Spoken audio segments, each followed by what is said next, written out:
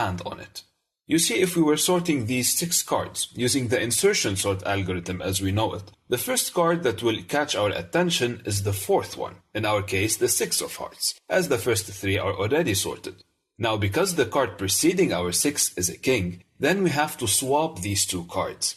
Same applies to the next card or the 5th card, the 7 of hearts. This one should also be swapped with the king. After this, our sorted subarray will be made of the first 5 out of 6 cards. And all we have to sort now is the last card, which is a 2. You see, the correct place of this card, the 2 of hearts, if we were sorting in ascending order, should be right at the beginning, because, well, it is the smallest card we have right now. So, if we were to apply the insertion sort algorithm on this example, what will happen is that our card will be swapped one by one with all the 5 cards preceding it until it reaches the front of our hand, or the first index. Now, after sorting these cards, notice that we had to do 5 swaps to put the 2 of hearts in its rightful place. And not to forget the 2 swaps we did at the beginning for the 6 and the 7, making a total of 7 swaps.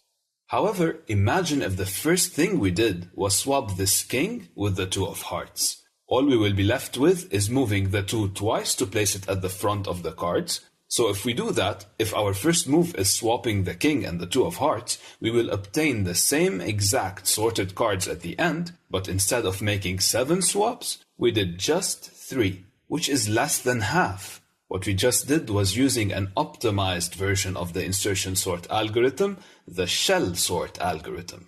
This index difference between the king and the 2 actually has a name, and it's called a gap.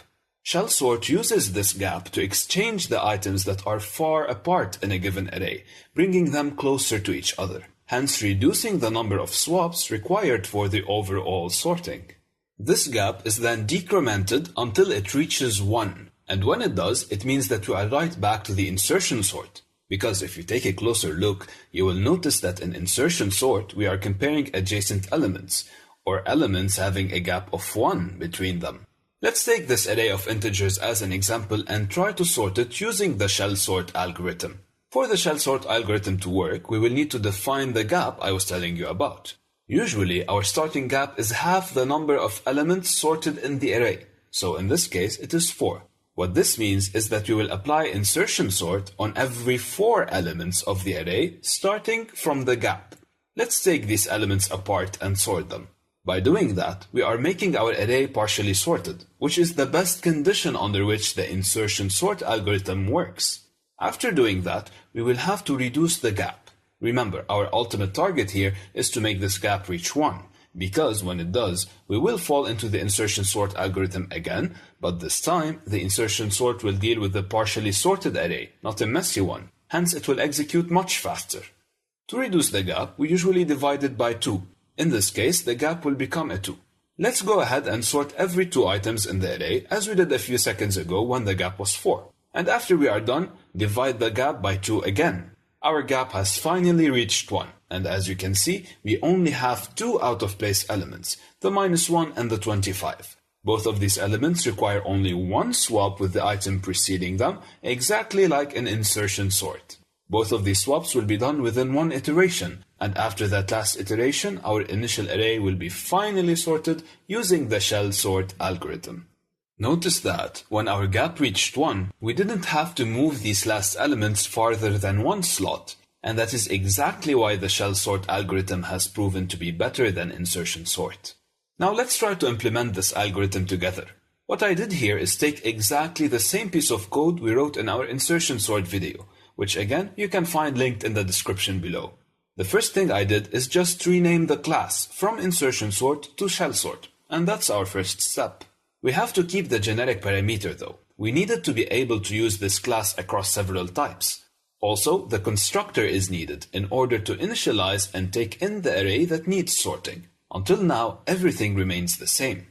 The code you can see represents the insertion sort algorithm we covered in the previous video, and the difference between shell sort and insertion sort is that the insertion sort operation swaps adjacent elements only, whereas shell sort swaps the elements based on a defined gap. So, in the lines where the swapping is performed, and while using the compare_to method, we shouldn't be swapping nor comparing an element with the one preceding it. But instead, we should be swapping or comparing an element with the one that is distant by a certain gap from it. So in both these statements, the ones should be replaced with a gap variable. Also, instead of decrementing the j index by 1 at the end of the while loop, we should decrement it by the gap, because we are hopping from one element to another using this predefined gap. Now in this code, a problem arises, as we are using a variable called gap that isn't initialized anywhere yet in our code. But where should we initialize it?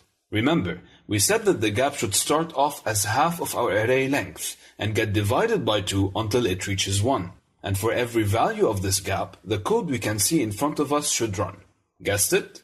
Exactly. We should wrap this code with a for loop, and the iterator of this loop will be called gap. This gap will be initialized as a half of our array length and will be divided by 2 with each increment. However, as it is right now, we still have 2 things to fix in this implementation. The first thing is that the j index is now being decremented by the gap everywhere in our code. And in the while condition, if we have the j greater than 0 condition as is, we will be telling this while loop that, look, if you have a case where the iterator j is equal to 1, let's say, let it go ahead to the compare2 method.